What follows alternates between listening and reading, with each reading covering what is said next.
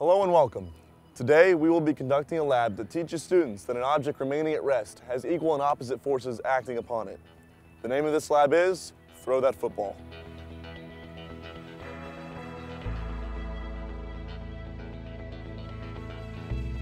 The only materials you need for this lab are some footballs. The Sunshine State standards in this lab help students investigate and explain that when a force is applied to an object but it does not move, it is because another opposite force is being applied by something in the environment so that the forces are balanced. The inquiry question for this lab is, when a football player throws a football, describe the forces on the ball at these instances.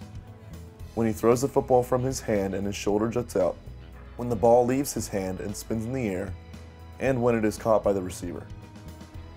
The conclusion statement for this lab is, when a quarterback is winding up the ball before he throws it, the force in his grip on the ball is sufficient to keep it in his hand.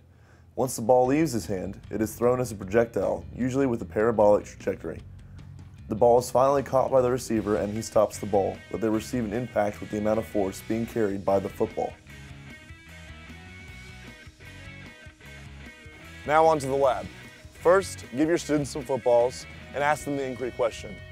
Give them about 20 minutes to figure out all the forces that are being exerted on these footballs. Afterwards, lead a discussion about their conclusions.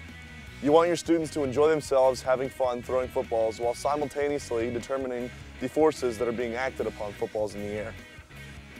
Some possible questions to ask include, why does the ball start to fall down after you throw it?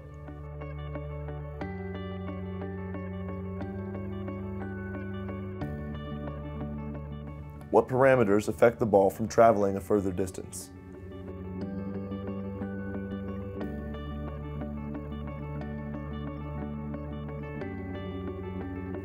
That's all for today's lab. Thanks for joining us. We'll see you next time.